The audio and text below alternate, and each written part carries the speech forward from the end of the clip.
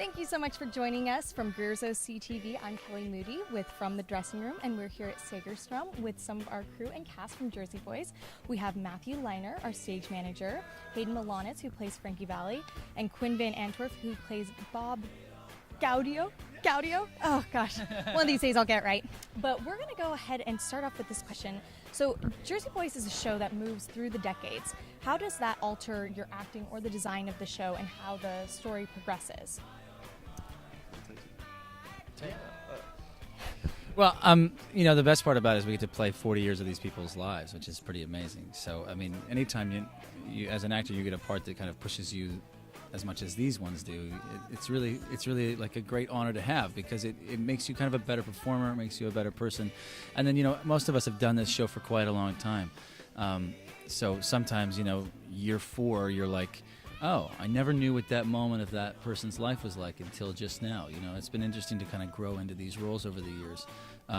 I got this job at 22, so there's a lot of his life that I didn't really have experience with, so you fill in the blanks, but as you go along doing a show about 4 guys on the road, and you're 4 guys on the road, you sort of grow with the character. You sort of grow with them, It's amazing, and it's amazing, especially I look up to Bob a lot, to have kind of a great mentor in this part, to kind of show you how to grow up as you grow up with the part. So absolutely.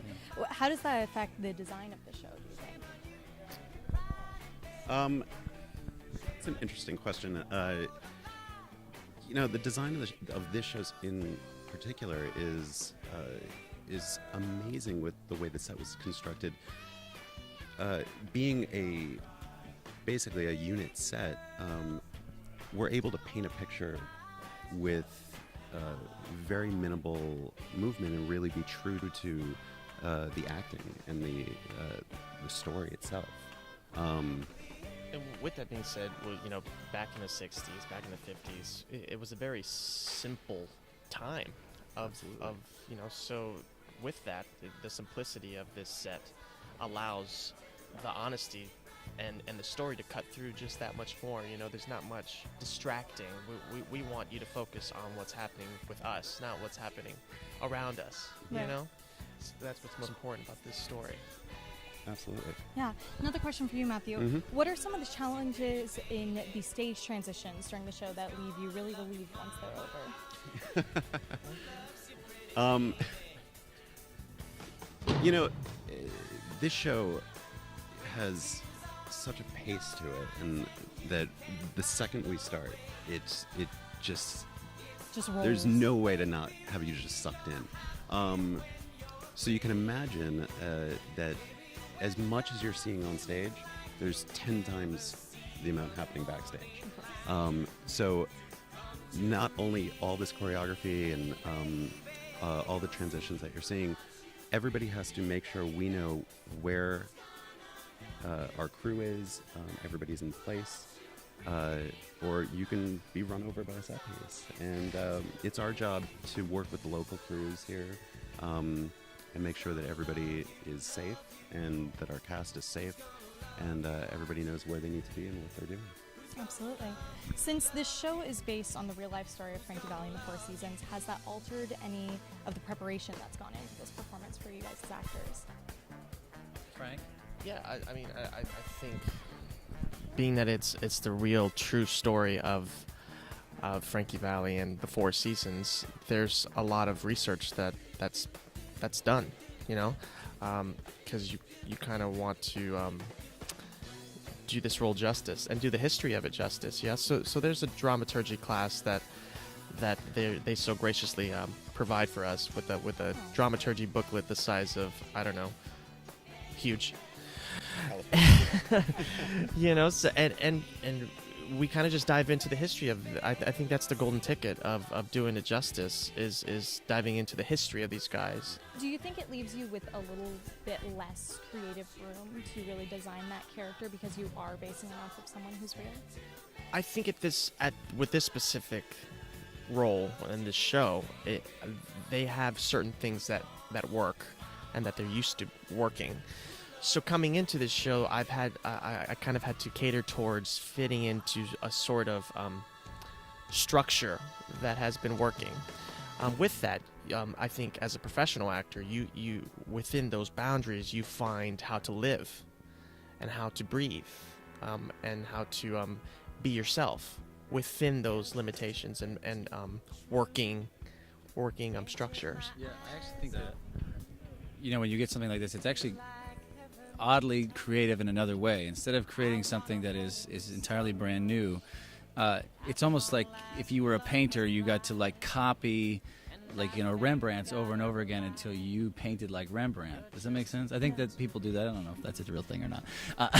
But like in some ways, you get this person who's really alive and who's really around and available to you, and you get a show that is directed as well as this one, and from there you get kind of you get to kind of work backwards. They give you all the answers and you go, oh, that's how they got to this thing, and that's how Bob did this, and that's how whatever, and so you get to fill in all your backstory kind of the opposite way. And that was really interesting for me, especially out of school. It's almost like a great gift. You get to learn from the best by seeing what the result was and working backwards on it. This is a question for Hayden. You play Frankie Valli, who's best known for his falsetto voice. Yes, that's you. How have you prepared your falsetto voice, and is it something that you've always had, or is it a challenge to put on each night? It is a challenge to put on each night. I mean, I'm human, and the task is inhumane. It's a very alien Do we need to contact task. someone about Yes. this? I hire a personal assistant to hit me in the nads every night to hit those high notes. No, it's constantly challenging. Yeah, changing environments, traveling, and I think what's most important is sleep.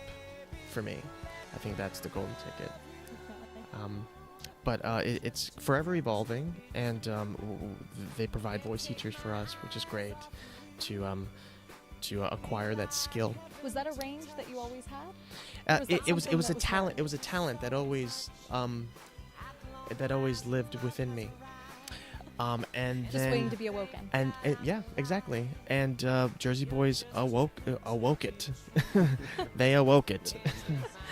And You know? this is a last question for all of you.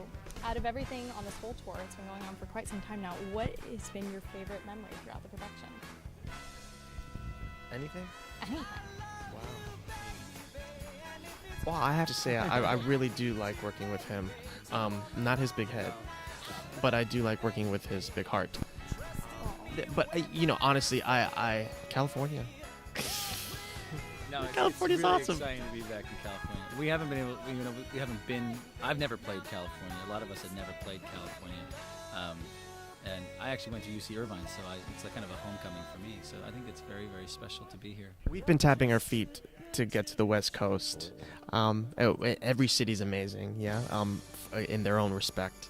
But we're very excited to be on the West Coast because we for years and years, I don't think we're able to come out west because Vegas was so close, and but now they've opened it up, and we're very excited to share this beautiful story with you guys. Absolutely. Well, we are thrilled to have you guys, and we are so Thrilled to. excited to see the show. And thank you so much for joining us for this episode of From the Dressing Room.